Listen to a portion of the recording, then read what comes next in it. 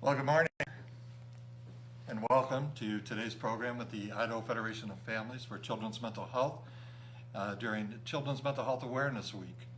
Today we're going to be talking with Stephen Snow, the Executive Director of the Council for the Deaf and Hard of Hearing in Idaho, and also Teresa Fritsch, who is a teacher at, where are you a teacher? School psychologist. School psychologist. And we'll be talking about the mental health situation within the deaf and hard of hearing community. And we're just going to begin with Stephen. Our interpreters today are Lavana Andrew and Dawn Wells. And Stephen, I'm going to start off with you today, and I'm just going to ask you a basic question. Can you tell us a little bit about yourself and about your organization? Of course, and thank you, Stephen, for having us here today. I'm very happy to be here. In a nutshell, I am a native Idahoan. I grew up here in the state in a small town, Gooding. I graduated from the School for the Deaf there in Gooding. I went to Gallaudet University. It is the only university in the world for deaf and hard of hearing people, and it's in Washington, D.C. I got a bachelor's degree in public speaking and communications. My master's degree is in community counseling. I worked in Washington, D.C. at Gallaudet for several years, and then I moved back here to Home Sweet Home, and I took a role as the executive director for the Idaho Council for the Deaf and Hard of Hearing. I've been there for 10 years. As an agency, we focus on public policy issues throughout the state on a variety of topics that involve and impact the lives of deaf Idahoans, whether it's education, employment, court and legal systems, entertainment, anything that deaf and hard of hearing people participate in, we keep an eye on. We want to ensure that all resources, all systems are available to the deaf and hard of hearing community. We also do needs assessments to identify where the gaps are and where there are barriers to access. Once we find those, we see if there's a way to create policy that can reduce those gaps. We often work with the legislature. We work with other stakeholders in regards to policy development. We collaborate with other organizations and agencies to ensure that they're aware of the needs of the deaf and hard of hearing community and they can provide better access. We tackle a variety of issues.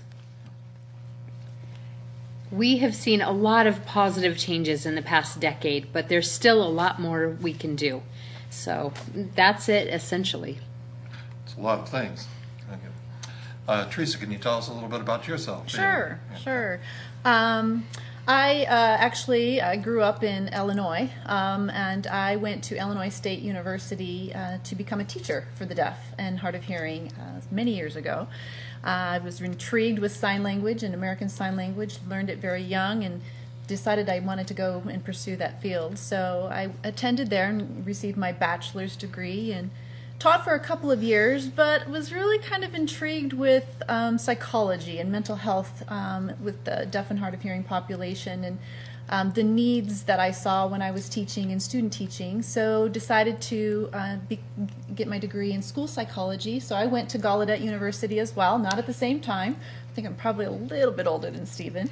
At Gallaudet, I received my master's in developmental psychology and my specialist degree in school psychology. And then after I graduated, I moved around a little bit, but then ended up here in Idaho.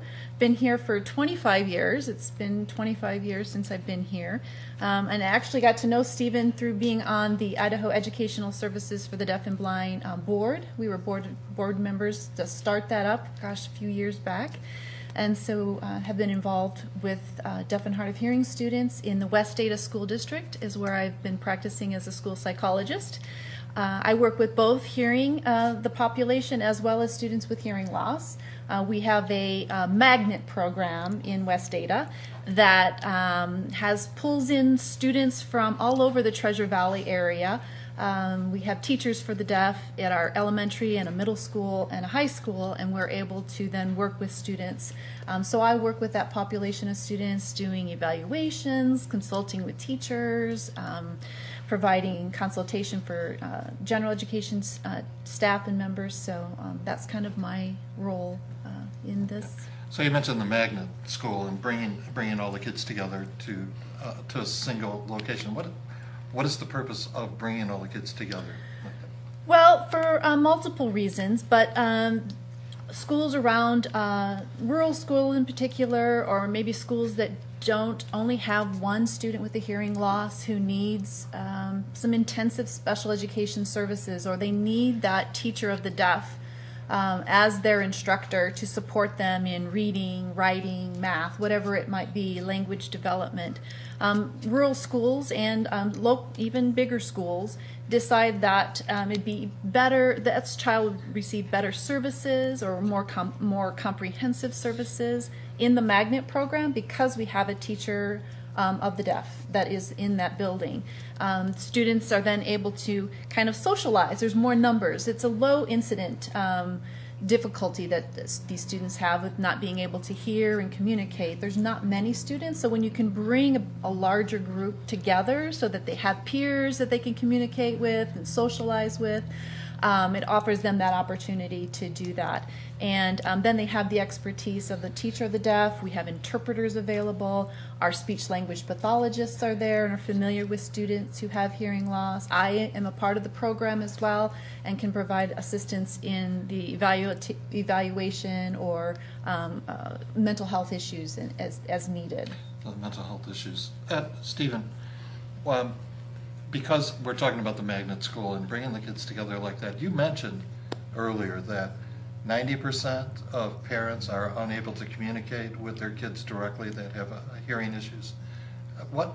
How does that translate into the rest of the universe in terms of, like, is the magnet school there for them because of gaps in the communication at home or a substitute of some way, or just how does that work? Why is there so few parents that are unable to communicate with their kids?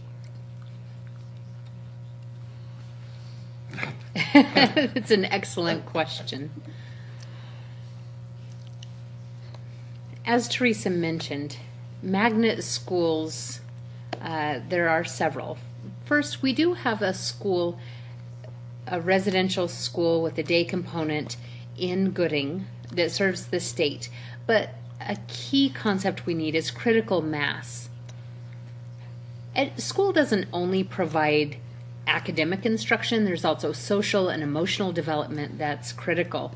Schools are one place, perhaps the only place, where students are able to develop all of those areas to compensate for some of the gaps at home. As you mentioned, 90% of parents have limited communication with their deaf and hard of hearing children at home. That's such a significant number. And you think of all the critical instructional moments that they're not getting at home for developmental aspects of social and cognitive. You know, if you think of Maslow's hierarchy of needs, a lot of those foundational pieces require communication. And if they're not getting those needs met at home, the only place that they may get that is going to be at school. A magnet school is one. The School for the Deaf and Blind in Gooding is another one, and each of them have different functions. So at the school in Gooding, they have teachers who sign, so students are getting direct instruction. Magnet schools may have a teacher of the deaf in one classroom or in a pull-out classroom, and in other classes they're using an interpreter, which is great, but there is a bit of delay. So having a mediated instruction through someone else means a bit slower to communicate within group. It's really great when they're able to talk with peers. It's wonderful when they're able to communicate with other hearing students. Deaf students at a magnet school sometimes feel a bit overwhelmed. In the smaller classrooms, they're fine, but there's still some communication barriers with their peers, but it's much better than many children who are isolated in their home districts and they may be the only child or in their communication at home. In terms of why parents have limited communication, that's a great question. There's something that we refer to as white coat syndrome. Often, the first exposure a parent has to a deaf person is their own child. They don't know any deaf people. And so the white coat syndrome means a doctor comes and says, we want to let you know that your child has a hearing loss. And so it's framed in those terms. Doctors aren't experts in deafness. They don't know the culture, they don't know the language.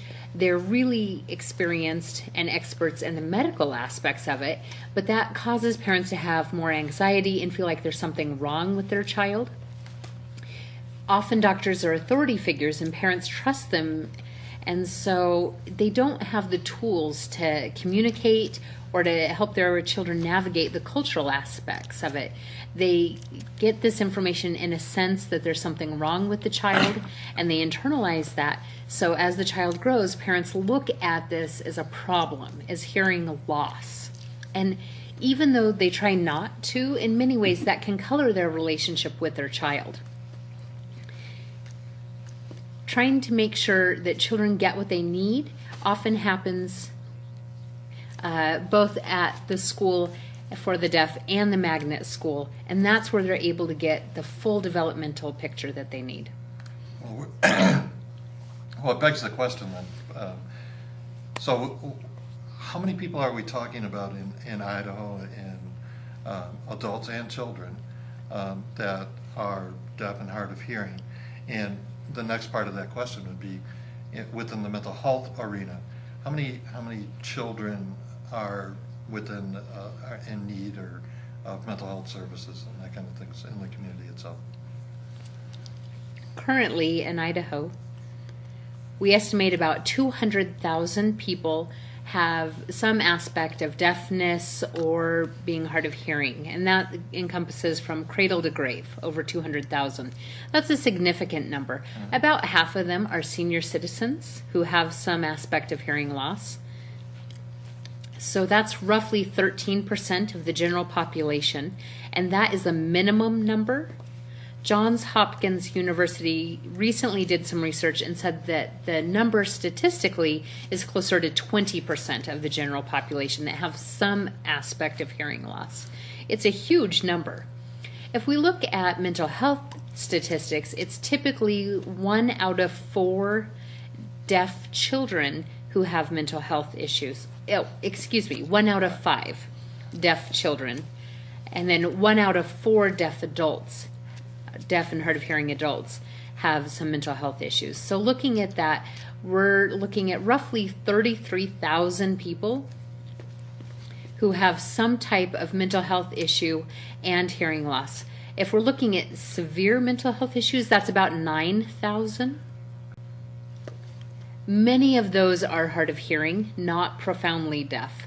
So they may not rely on an interpreter, but they do still need visual communication. So we figure there are about 2,000 young children, young adults who have severe mental health needs and use sign language or visual communication only. So I only know of 1, maybe 2 therapists in the state who are able to directly sign with people who are coming in. So out of the whole state, 2 therapists and 2,000 people, the numbers just don't reconcile. They don't add up. So it really is a crisis. So is there a training program taking place now to try to, is the program there for teachers, for different people, doctors, for available for them to step up and be able to accommodate the population at all? Teresa, Steve? Well, I don't have that information at my fingertips, like Stephen probably has at his fingertips, but I know that we have an interpreter program at ISU, Illinois State, or Idaho State University. Illinois State's where I graduated, so I always have to get my ISUs separate. So I know that there are some interpreter programs. I think that they're trying to work with that communication piece. I don't know about any other trainings that might be going on in the state right now as it relates to helping solve that problem. So Stephen would probably have the numbers better than I do. I know when we look for teachers of the deaf, we often have to look outside of the state. We don't have any teacher of the deaf training programs in Idaho. So when we're looking for those kinds of services and helps, they're not in Idaho. We have to look outside of the state of Idaho. The same thing with mental health. Any person who can sign, it's usually they have some sort of fluent sign language based on their background, or they other programs outside of the state. So I don't know about locally if there's anything starting up. I don't know. I would certainly add to that. In Idaho, we don't have any program or any training at any university to provide training for students that focus on mental health needs of the deaf and hard of hearing. There are some that focus on mental health issues in general, but the needs within the deaf and hard of hearing community are unique, and they really take a specialized skill set and specialized training. We don't have that available here in our state. Gallaudet University does offer that, as well as one or two other universities, but it is very limited in terms of resources that are available. It's definitely a challenge.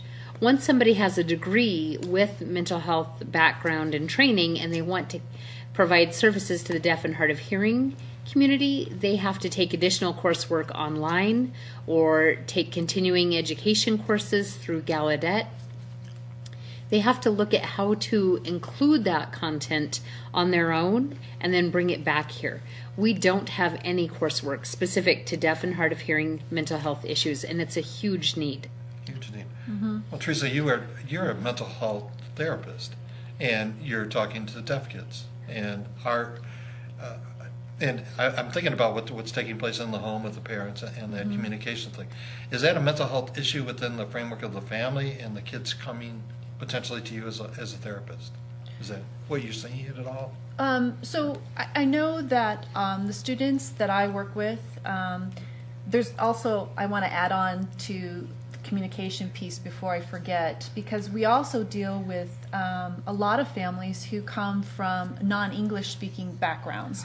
So we also have that added part of translating, interpreting is related to Hispanic populations, Ukrainian. I mean, we have a lot of different families that come from different backgrounds. So we have that communication as well as the American Sign Language or sign language communication that's needed.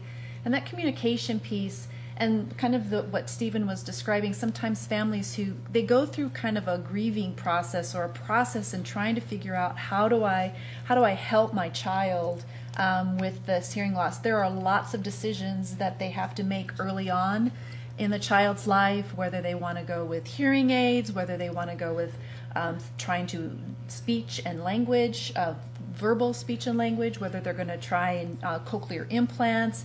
They get swamped with all these choices that they have to make, and they're not. And like Stephen, there's a very medical model approach, and families oftentimes aren't given the resource of how to connect with other deaf individuals that can maybe help provide them some guidance or supports through that. I know Idaho Educational Services for the Deaf and Blind. I'm going to abbreviate that to IESDB from now on, if that makes it easier.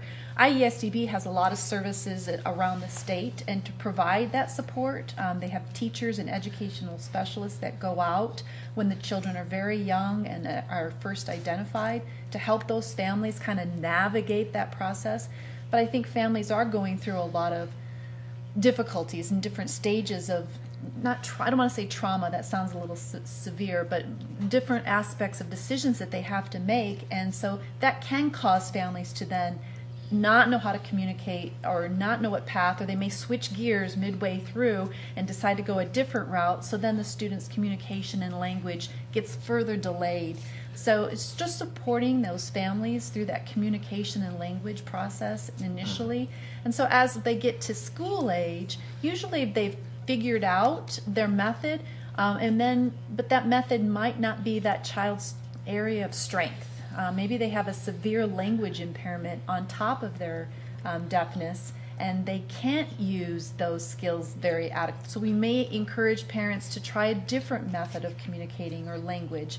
It's a very tricky navigational process. And then through the course of all that, it is understanding and communicating with your child, and the emotions and the development and the attachment and bonding that go with that, that sometimes those feelings, the child is lost and not sure where they identify. It's identifying who they are and figuring out where they are in their family, let alone in a community of a school, and feeling like they can fit in. As you know, anxiety has increased through the general population. It's something that I think all children are struggling with. We're seeing more and more children struggling with anxiety and worries and fears. And that's not, the deaf community is not immune to that as well.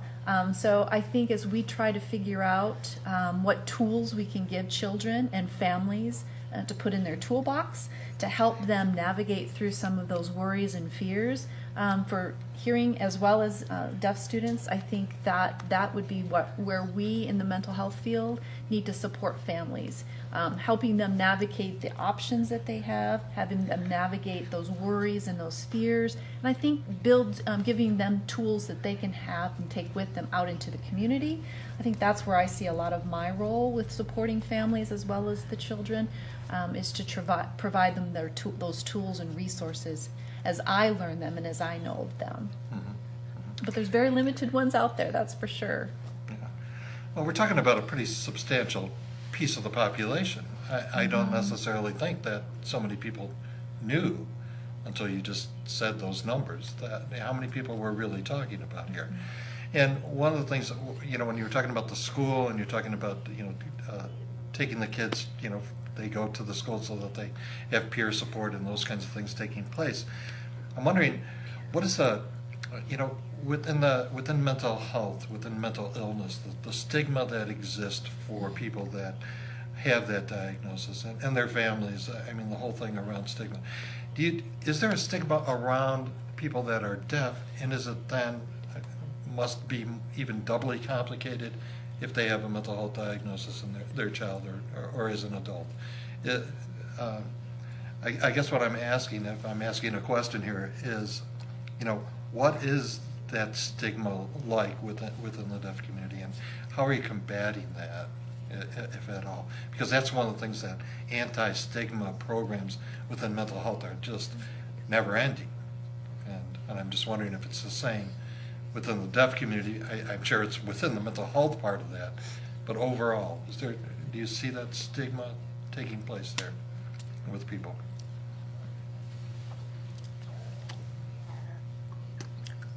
I have several responses to that. One, within the deaf and hard of hearing community, about 30 to 40% of people who are born deaf have a secondary disability. So it may be Usher's syndrome, which affects vision. It may be a learning disability. It may be one of a variety of things. Often those disabilities are overlooked. Sometimes people look at those other disabilities and they mislabel them, or they're misidentified, misdiagnosed. Misdiagnosis is one of the largest problems, because communication is how you are able to find an accurate diagnosis, particularly of mental health. So if you're not able to communicate clearly or know what's a typical difference, it really is challenging for the doctor. For example, my older brother is deaf. At the time that he was born, my family lived in California. And the doctor told my parents, whatever you do, do not sign to him. It will ruin his ability to learn. He has to learn to speak. You can only speak to him. So my brother was put into the John Tracy Clinic. They are a well-known clinic in regards to oral education. So my older brother went there.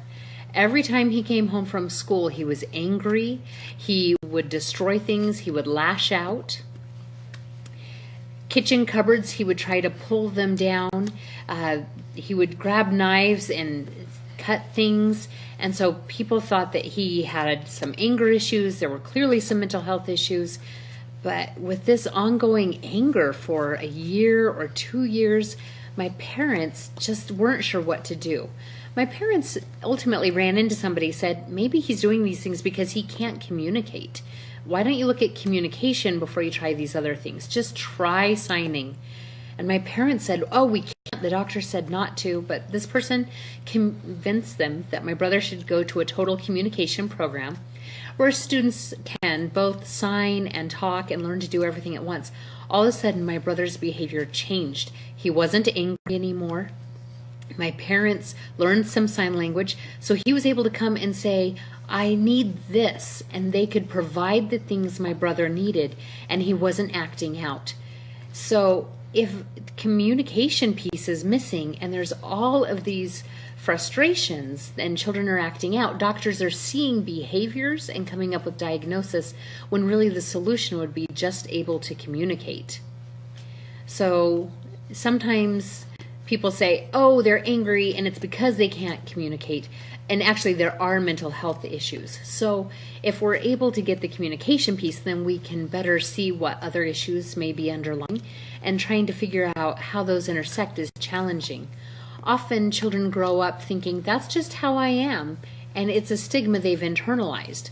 Most people just accept what people tell them they are. And so if people say, you don't have to do these behaviors, you can change, they say, nope, I'm the bad kid, I'm the one who always acts out, and that's part of their identity. And they take that stigma as a diagnosis. We can tell them with the right resources and supports, you can change these behaviors, you can change that. But rather that they just have been complacent and accept that this is their norm. So there are certainly several levels of challenge to that. And I'd like to add to that, based on my experience too, with students that come to in the school system where they have gone, parents and families have gone to outside psychologists for an evaluation, where the student, the interpreter was a family member who signed during the evaluation, and the student comes back with the diagnosis of mild mental retardation, and I was just floored by that. And so the family panics, they worry, what are we going to do? And I said, let me redo that evaluation if you're okay with that. And so I'm able to reassess, not falling into that range at all. And it was solely based on the communication, misunderstanding. Students who have hearing loss and use sign language to communicate, often their English is not at a level where a psychologist who has no understanding of hearing loss would interpret that as being not a cognitive issue, but more of a language issue and a communication issue. And using a family member as an interpreter in a psychological evaluation is not reliable, ethical. It's not going to give you valid scores. So it was very disconcerting to me to have that fall upon this family, and it took me a while to work through that because the doctor on the outside or the psychologist from the outside. So it took some time to work through those issues and that misdiagnosis to kind of get to where that child and encourage that family. You're okay. We'll be okay. We're going to work through this with you. As a school supporting them. So, and if I may chime in, I have to say that West Ada School District is so fortunate to have Teresa as part of their staff. Her expertise and her knowledge in regards to deafness, knowing how to identify what the gaps may be for students, she is able to catch things that other school psychologists who don't have a background in deafness overlook. So I think West Ada School District is the only one in the entire state that has that level of expertise.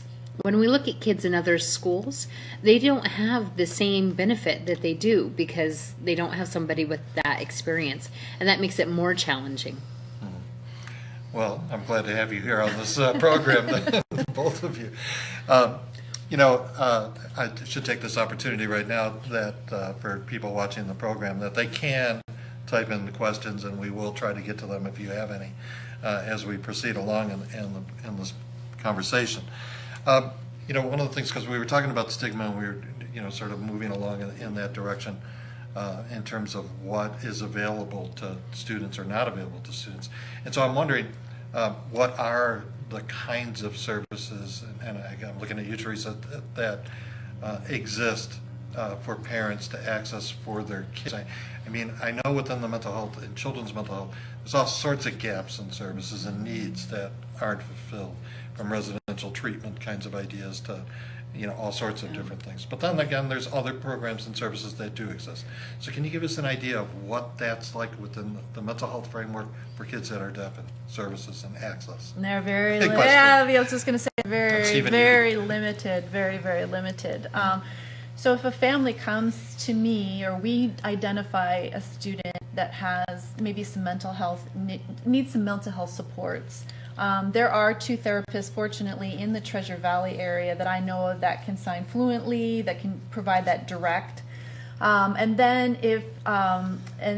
then there's also services that we will encourage families to use an interpreter. So if their insurance is covered by a limited number of psychologists or therapists, social workers, mental health counselors, we will work with them to try to see if we can get an interpreter to go with them, a qualified, skilled, fluent interpreter who will go with them, who has the mental health background, because that's the key too with the interpreters. It's not just any interpreter, it's really someone who's skilled at understanding confidentiality, the limits of within that.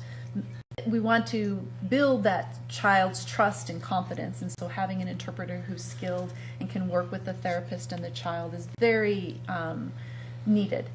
So we'll work with the family on their list of psychologists that they have to provide as far as mental health counseling services. I know that in other aspects of just that socialization, maybe it's not the level of mental health needs, but that child is needing some social supports.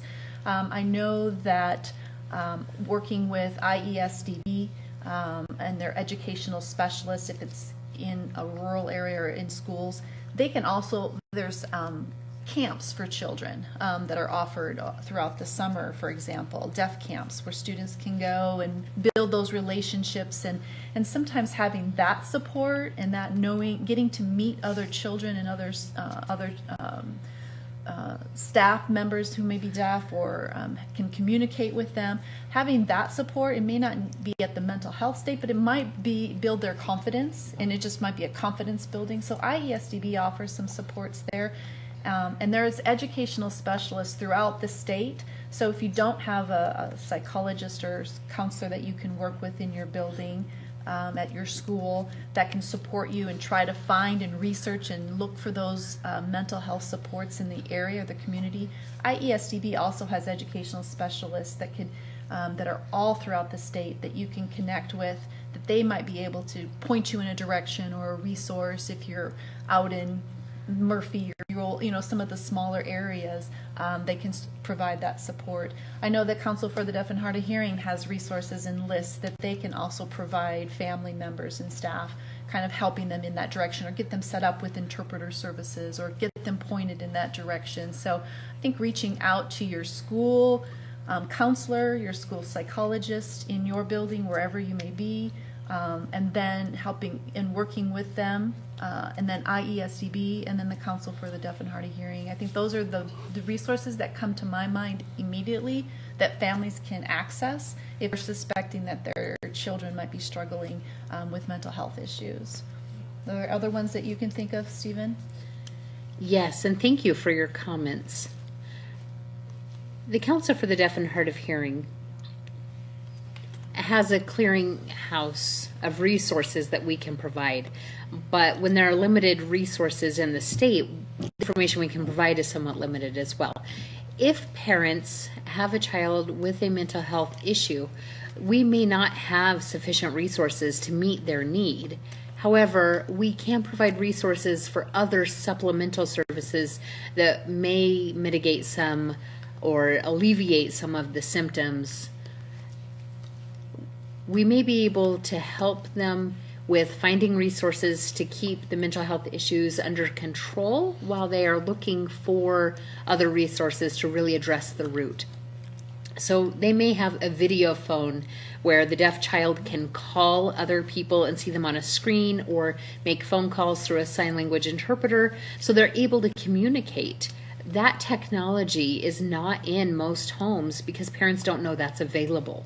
So when they're at home, they don't have the opportunity to communicate with grandma and grandpa or something. So for example, if they go to the school in Gooding during the week, they're able to communicate, and then weekends they may be isolated. But if they have a video phone, they can call their friends who live throughout the state, and that communication and connection really supports their mental health being. It's not a direct mental health resource, but it's able to alleviate and mitigate some of the other concerns. So they feel empowered, so they feel that they have some control over other aspects of their life. Yeah, empowerment, a big deal. Yeah, I often think about that whole thing within the framework of families and the ability to communicate, and the ability or the lack of information or knowledge about resources and how to access those, and the entire field, and not just within the deaf community. But we're talking about communication, and we're talking about, we have two interpreters here today.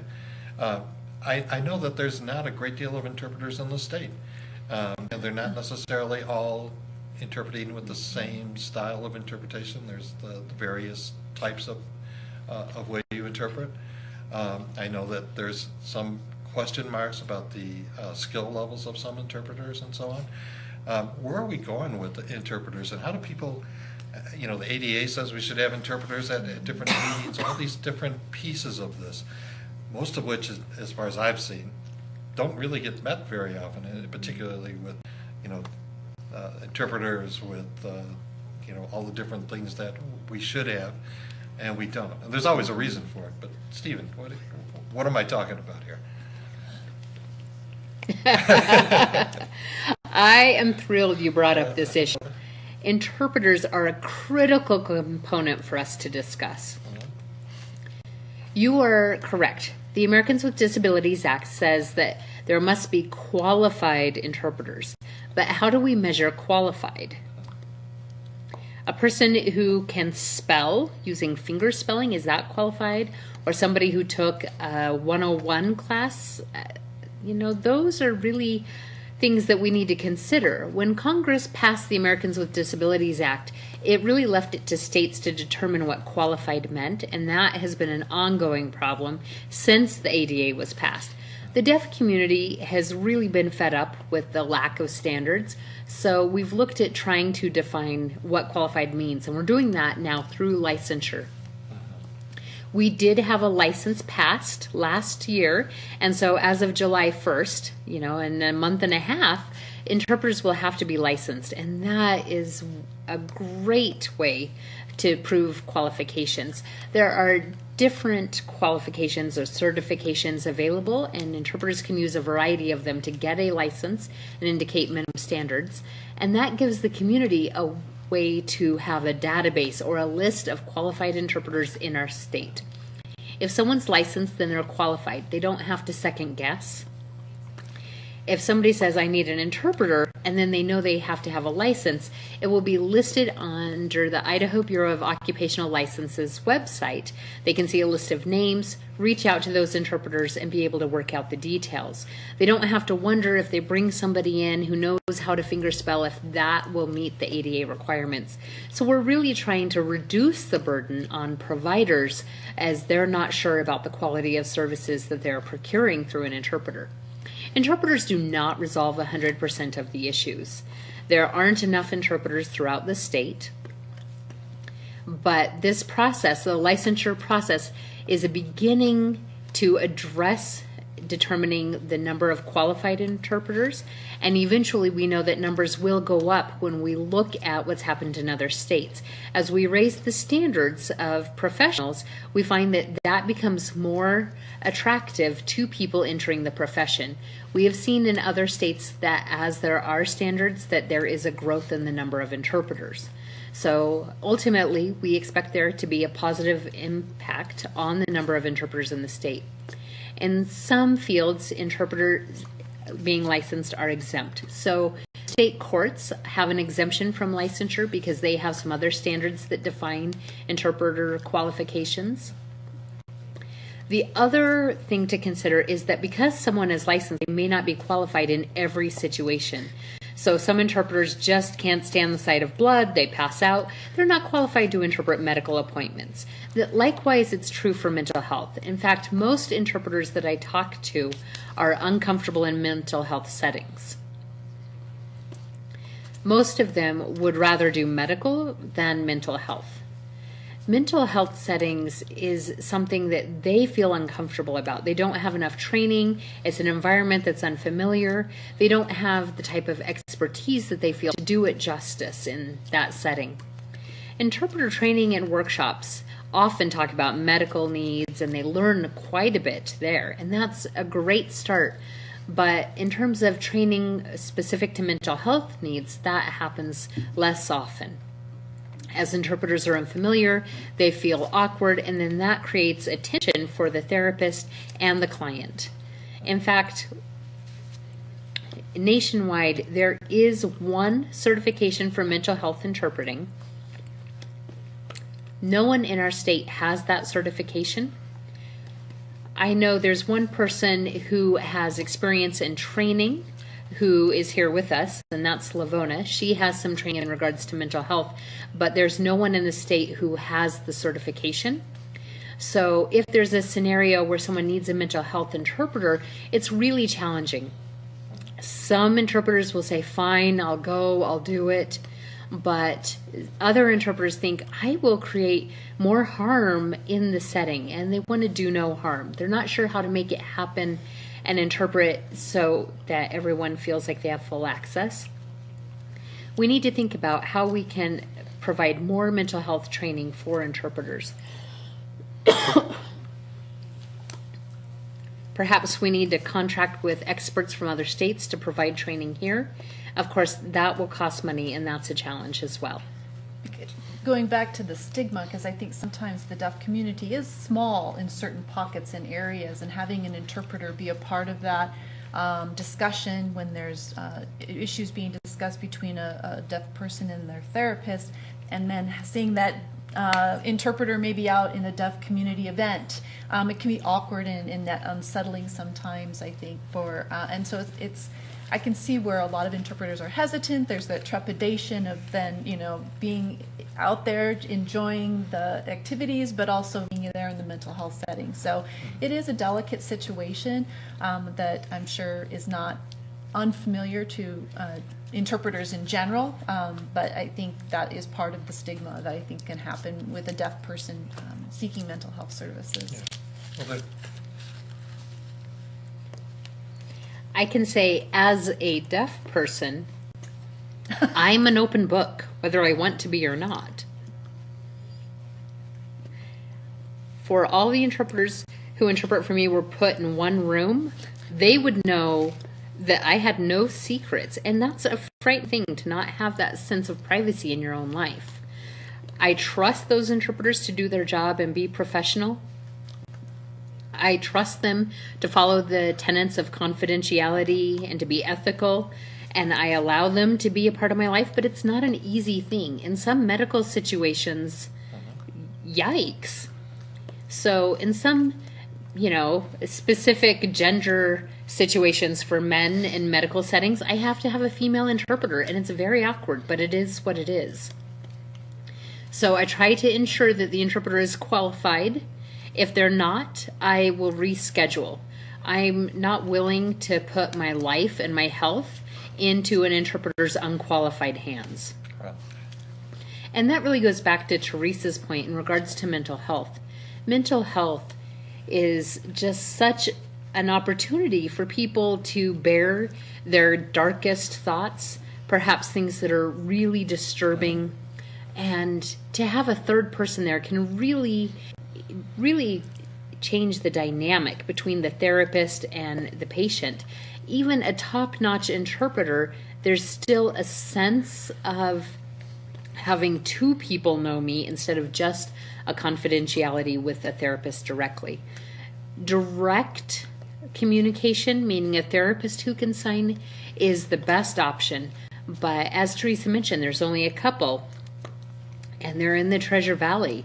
There is one who has retired in the Magic Valley, but in other parts of the state, you know, deaf people's choices really are accept using an interpreter with perhaps questionable training and background, or don't get services, and that's really a challenge.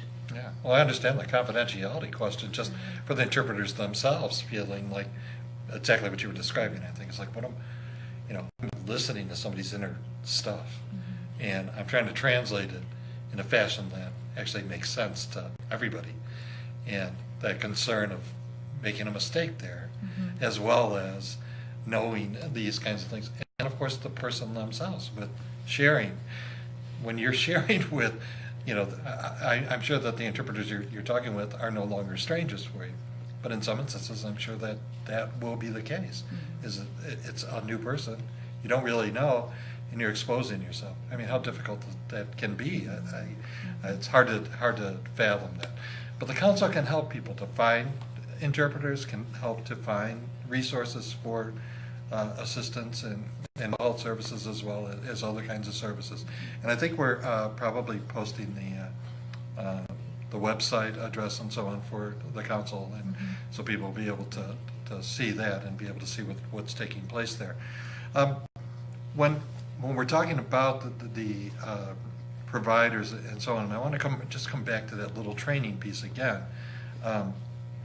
Do you really think that is there the training because it doesn't exist, or is it because of resistance on the part of potential people that should be trained, not willing to try to take on that training because it's a population of people that they necessarily will say, hey, I don't know how to deal with this because I don't have interpreters and so on, so you can find somebody else. I mean, is that what we're talking about? Yeah. I really think it's both of those. In terms of resistance, I think the foundation of that is fear. They're not sure what to do, and they don't want to appear incompetent. So they're resistant. So, I hope I'm normal. I think I'm typical. So as I'm a nice guy, but people are often afraid to talk with me because they don't know how. They don't want to appear foolish. Many of them, I may be the first deaf person they've ever met, and they don't know what to do. It's a deer in the headlights look. So I'm apparently headlights and they're deer, and with a person who's blind, they think, oh, I can still communicate with them, or somebody in a wheelchair. They can't walk, but I can talk to them. We can communicate. But with a deaf person, it's a very different way of developing a rapport. Helen Keller, many people are familiar with Helen Keller, but she said blindness is what separates people from things. Deafness is what separates people from each other. So really, that communication gap really is what interferes with people developing relationships, whether it's a doctor. If there were universities that provided the training and they see that people may have some training in their university program, they're less hesitant. But when they can't communicate, or if we aren't able to communicate our needs, they can't address those needs. They don't even know what's there. Within the deaf community, if we have a concern or a problem, we tend to share that information with one another. And then once we leave the meeting, the problem still exists because we've never taken that to show the outside community, to show therapists or doctors. They don't understand sign. Who's going to advocate to reduce those barriers? Often people in the medical profession aren't intentionally resistant. They just don't understand, or they don't know that the gaps exist. I'm glad for us to have this type of conversation where we can say there are needs, there are gaps. Here's things you can do to understand it. And then instead of feeling like you're not qualified to address, let's set up some training or some services. So I'm glad we're having this conversation as a beginning. Well, let's talk a little bit about needs and gaps. If we can. Teresa, it looks like you want to Well, say I was just going to say ditto, because that's kind of what I think it is, that training piece and just that knowledge, that it's having that understanding of what we're talking about today, that interpreters and the deaf client might know each other, or there might be some that, and so having that knowledge as a therapist, as I'm in a situation that I have to be very careful about that deaf client might need that sensitivity to the situation, or knowing how to use an interpreter in that particular situation, knowing to look for the licensure or the certification that I want to make sure that I'm doing a good service to this deaf client that I have. So opening those doors to that fear or that lack of knowledge, that because there is a need out there. Deaf children need some mental health services, and for all over the state, and even at the medical hospitals and mental health hospitals, that they need those services, that they have to be there. So I want therapists to know, and I'm so glad we're doing this, that there are some obstacles and roadblocks when we understand that, but there is a need out there, and we need help, and we need services out there for students to be able to and have that training and that conversation. And maybe it is having that trainings, maybe it's just a one-day training, come to the understanding.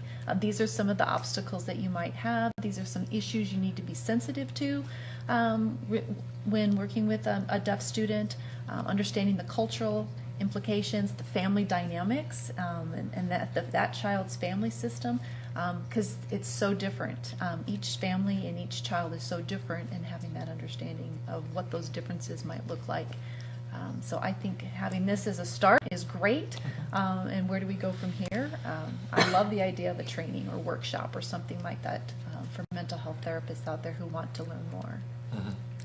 Well, so I guess that what I'm wondering, so I'm a parent and have a child, stuff. I'm being told that by a doctor who was explaining, as you talked about, how that sort of could take place.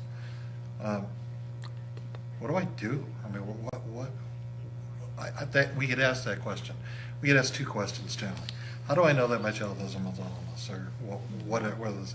Well, we can answer that question in many ways, that they already know, because they're the ones that will know, because of the change in behavior, because of the different kinds of things that they're noticing.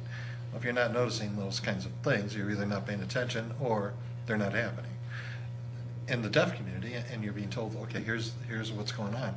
Maybe after I have that identification, then it's like, where do I go? Now what do I do? Who do I see? How do I do that? Can you walk us through that as a parent for the first time? Where do I go from here? And I'm not even necessarily talking about having a mental health diagnosis at that point. I'm just saying, let's get started. And then maybe the mental health thing comes up later on, and we'll get to that too. Steve? It all goes back to resources. At CDHH, we have a variety of resources for parents. One is called the Hands and Voices organization, and that's a parents-based nonprofit organization. We have a wonderful chapter here in Idaho, and that really focuses on parents supporting one another. In a sense, it's a support group, but it's also resource sharing. So as parents find that they have a child who is deaf or hard of hearing, we have an agreement through the Department of Health and Welfare and Idaho Sound, through their Idaho Sound Beginnings program, and they have an agreement with the Idaho Educational Services for the Deaf and Blind, and they will provide resources right away. One of them is to connect parents with Hand Voices, so they have a group they can participate and learn information from other parents who have shared the same journey. That helps them feel less alone, less isolated, to see there are other people who have navigated through these systems, and they can get support and resources. We have a strong partnership with Hands and Voices. They will refer parents to us. Sometimes we are referred by other organizations for additional resources, and I think that having those partnerships is a key component. Of course, there's always room to improve, but I think that's a significant beginning. Another aspect that I would like to add, one solution to many of the barriers is looking at policies. telehealth and telemedicine are gaining in popularity. One option that we have looked at for telehealth that's starting to come up, and we are having these conversations with the State Department of Health and Welfare, is that there's quite a bit of red tape. So a person who is deaf or hard of hearing, throughout the U.S., there are several providers who can sign directly, but because of the red tape, they aren't able to provide services to kids in Idaho or to people in Idaho, so they don't have that same access. We can push for the policy change, but it requires parents to know there's even a resource available so that they can advocate for that systems change. And that requires parental involvement. Parents are powerful allies in the process because we're talking about their kids, their families, and parents always want what's best for their family and their children. So if we have parents who are helping to push for that systems change, that's a powerful partnership. So when, I know that some of the things that we talked about question-wise and this kind of stuff, and we talked, some of the questions refer to what you're talking about, I think, in terms of the advocacy effort and getting that communication to the legislators. Where does that advocacy take place? Is it at all these different places, the legislature and just within, say, the doctor community or the physician community, that kind of stuff? Where's the action that you want parents to be aware of that they can help to do what you're just talking about in accessing that particular resource? Where do you start that? Yeah, where does that happen?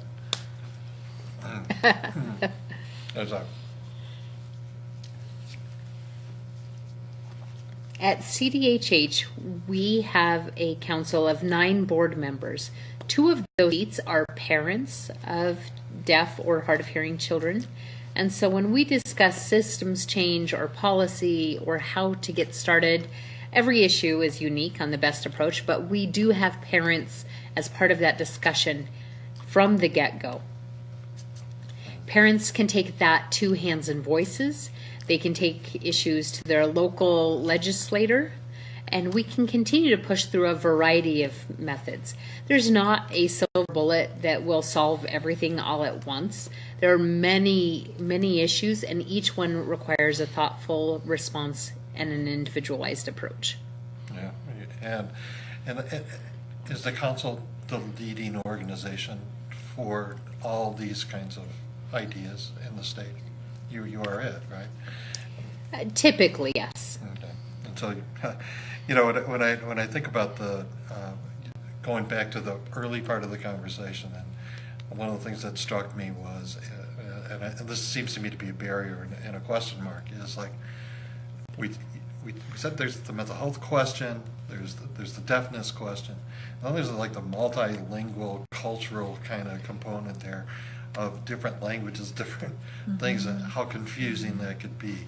And I'm looking at one of the things that we talked about here, and how do we get to the point where, it seems like we're just sort of like have to get past the basic notion of communication within the deaf community, from families to to doctors to all the different schools, all those places, and then we mix in this all these other cultures, other languages, and this kind of stuff. What do we do with that? I'm not sure exactly how to ask this question, other than what are the standards? What are the things that we need to see taking place there, if there is something that can take place there? Teresa?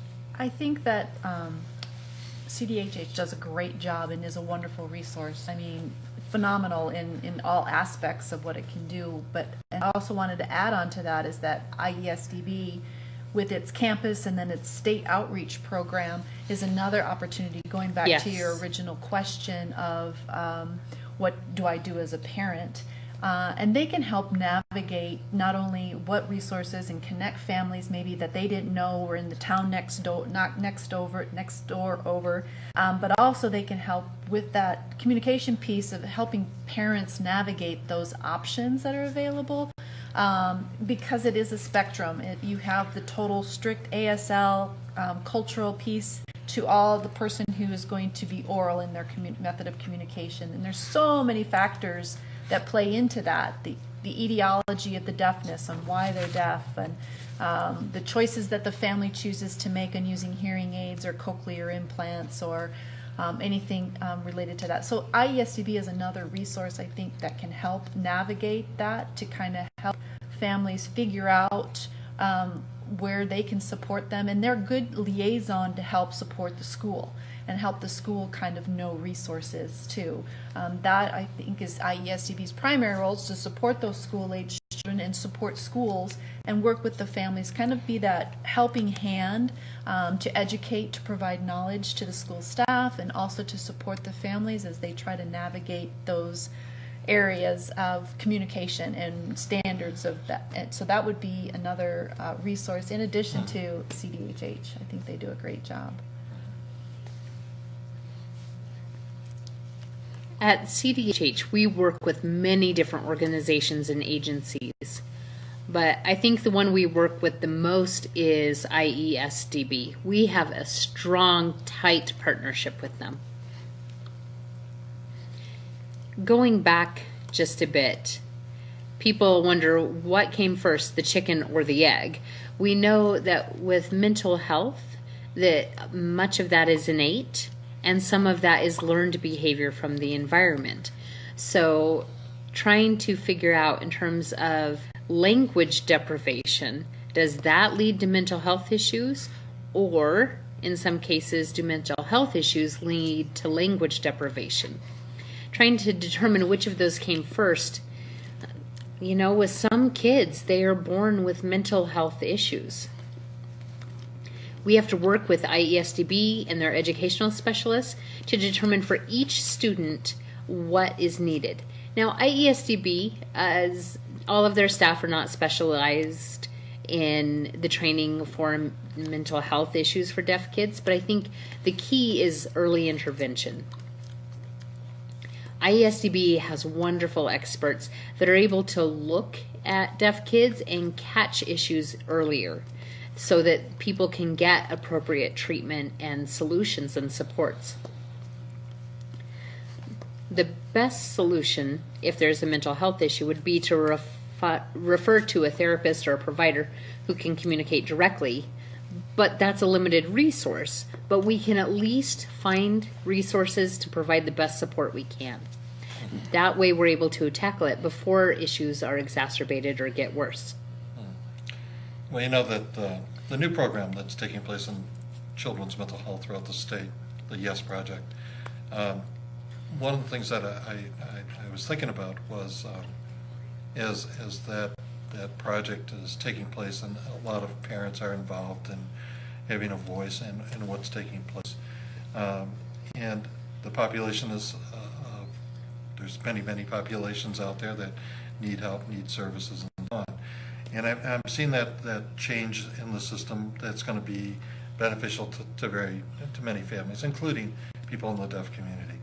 And I'm just wondering if that particular involvement with the children's mental health and so on is there something specific that should be being addressed that may not be being addressed at this point, that you can think of that would be helpful to parents and to the kids for their mental health? I'm not sure if that's a good question. That might be such a gigantic question that we can't answer.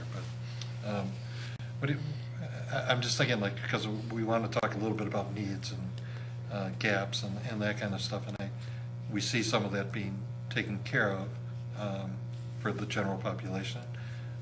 Is there something specific that is it beyond the education and training piece and more interpreters? Is it more what is something that would be in your mind, what's the most beneficial thing that could take place, if there is something? One thing comes to my mind, it'd be wonderful if we had mental health or counseling that programs in the state and in our universities, if there was a component of that would relate to working with students with hearing loss, working with students with that communication, how, even if there's just some aspect of training involved in that, would be one maybe avenue to get more knowledge in with the counselor training programs. I don't know all the ins and outs of all the counseling training programs within the state, and I don't know if they have a component of teaching and working with that element of how do I work with students with hearing loss, but that would be one start that comes to my mind immediately as part of a training. I don't know who's at the table for the YES project. To be honest with you, I don't know the ins and outs of who's all involved in that. I know I'm not at the table, but I don't know if Stephen has more information on that or other ideas. But that's one thing that popped into my head just now as we were talking and sitting here. Well, even if you're not at the table, any kinds of things like this can be brought to the table, Right. By someone. Yeah. So So- that's why I'm asking the question a little bit is, if somebody were to say to me, well, you talk to Stephen and Teresa, so what is something that would make some sense in terms of a direction of fulfilling a need or filling a gap?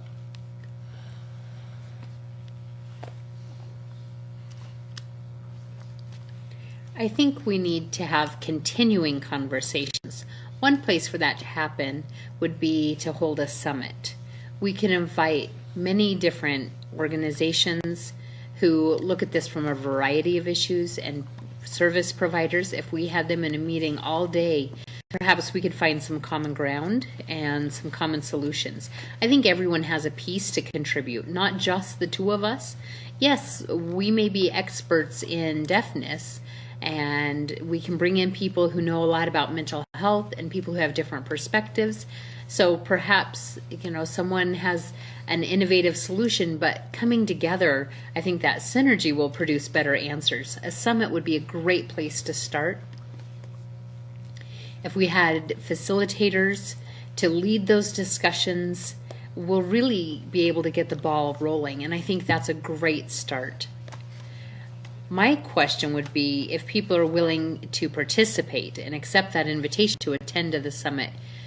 As I mentioned before, people don't always see the need. So if there were a summit, they might not understand how important it really is to have them there. If people understand the importance, they tend to be more willing. And I think whether it's the YES project or other items, we really can look at ways to mitigate those gaps. Well, I think that's really important, and I'm thinking about, you were talking about assessments, you were talking about like evaluations, this kind of thing, and the changeover in children's mental health is going from an assessment tool called CAMS, whatever that acronym means, I can't tell you. But here's another assessment tool. Is that the kind of assessment tool that gets used within your community, and when you're doing an assessment, is that something you're being made aware of? Is it Kansas assessment or anything? No, I'm not Stephen's aware of nodding his that. head. I'm not sure. In graduate school, I took a course on assessment. It was so informative. There are many mental health assessment tools out there, but the question is if they are valid for deaf and hard of hearing children, or adults for that matter.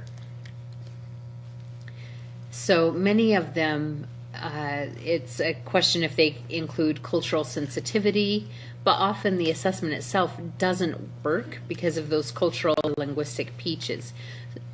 So trying to determine what is most appropriate is important. Professionals need to know what tools they can use, and that is an ongoing conversation. For every child, they may have a slightly different mental health need, background, so there's not one standard kind of child for one standard assessment. So trying to figure out which assessment is going to be most effective is always a challenge. And that would go through psychological evaluations in addition to mental health assessments. Psychological evaluations would be under that same kind of theory, and which would be appropriate and most appropriate to use with students with hearing loss. That takes a training in and of itself to be sensitive to the language, the communication, the cultural aspects. And that's where oftentimes that misdiagnosis comes into play that I talked about earlier, is not having that understanding. Well, let's just swing into your neck of the woods and schools and so on, and because I'm looking at my little sheet here, and it's like supporting students with hearing loss within the schools. What can the schools, teachers, be doing to support those kids as that's happening? And what kind of support do the teachers need? I'm going to go back to in West Data and some of the magnet programs that are around the state.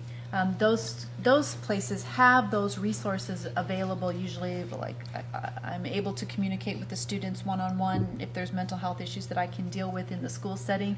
I try to work with them, not in an intensive therapeutic. That's not our purpose or goal in the school setting. Our school setting is to try to alleviate any concerns or problems they may be having and get them back into class, so that they are able to carry on throughout their day. Our goal is to always refer students out if there's more intensive mental health needs, and that's where having those resources out there. So being able to go to a school setting and have that piece of working with that student to get them back into the school setting is what's crucial, I think, not only in my programs, but in magnet programs, but across the state. And then having those resources for teachers, IESDB, again, those consulting teachers, those educational specialists, they're available to train teachers, for example, on what accommodations are appropriate to have with a student who has hearing loss, so that they know that they look at the student or they don't talk to the board as they're writing, those little nuances. And I know that IESDB educational specialists will work with teachers to kind of support them in the educational piece. And then those teachers know that if they have a concern or question, is that typical kind of behavior? I'm having these behavior issues. They can talk it over with the educational, IESDB educational specialist.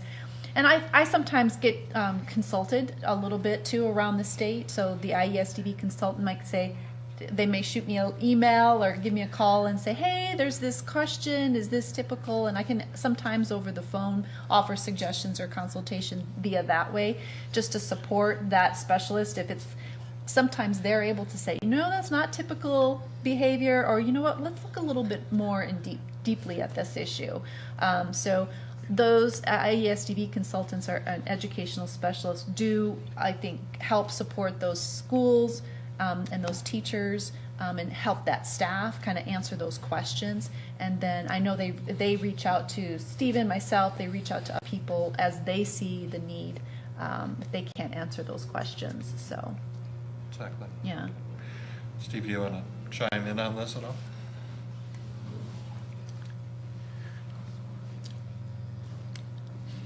Well, sometimes with programs, they are out there. For example, St. Luke's may set up a new program that we're not aware of. And people do care. I want to be clear that people do care about the needs of children, including deaf children. And they may set up a program, and that's terrific, but there isn't outreach in terms of the community knowing about it or letting CDHH know. If we know, we can add them and expand our resource list. But often there's a silo effect.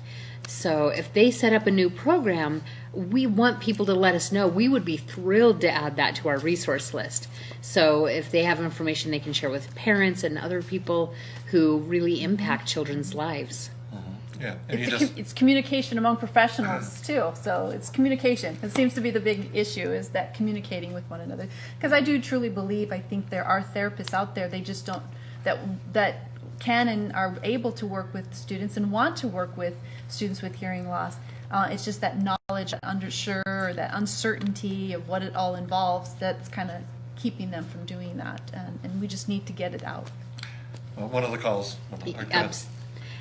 Absolutely. For example, she let me know of another person who signs that I didn't know about, and so I can add them to our list. If we have that information, again, we want to add them to our website that people can get those resources. And so it's important for all of us to work together. In an ideal world, we would have everything. But we know that people forget or they don't remember that they need to reach out. But we just have to keep in mind the needs of deaf children. So we just looked at a little message about is it a new resource at St. Luke's and the Children's Mental Health that can accommodate deaf children as well. And so that was like news to me just now, but I knew that they had the Children's Mental Health part. but I just never even asked if, if they can have, this kind of stuff. And was that the first time you saw that too, Steve? Yes, absolutely. Yeah, well, And the next question would be, are there more? I mean, it's great somebody just gave us a note to tell us about one, but are there others out there that we don't know?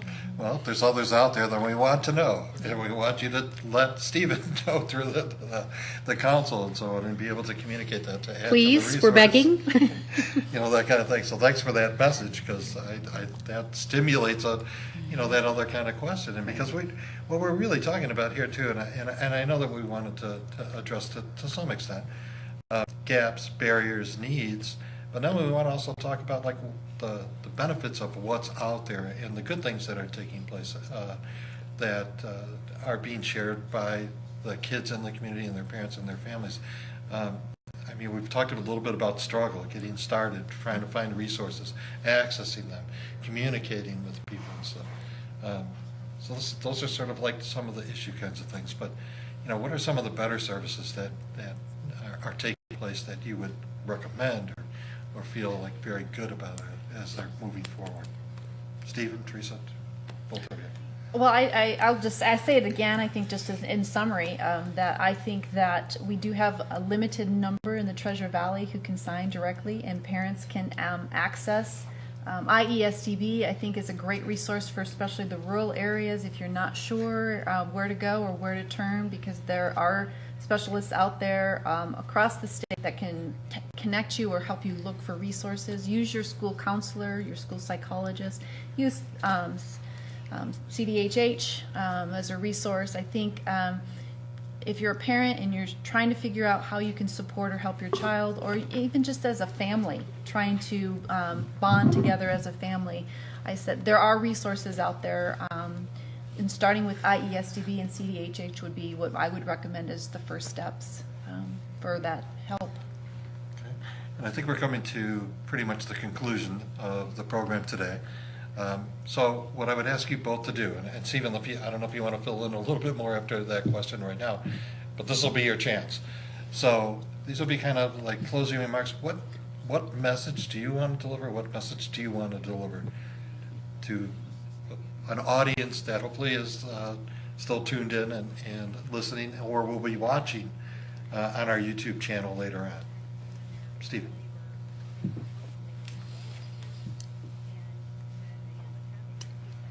Idaho is full of beautiful, capable people. People throughout our state are generous, they are giving, and they aim for the best. We have wonderful people here. Teresa is a great example. I love traveling to provide training to organizations throughout the state.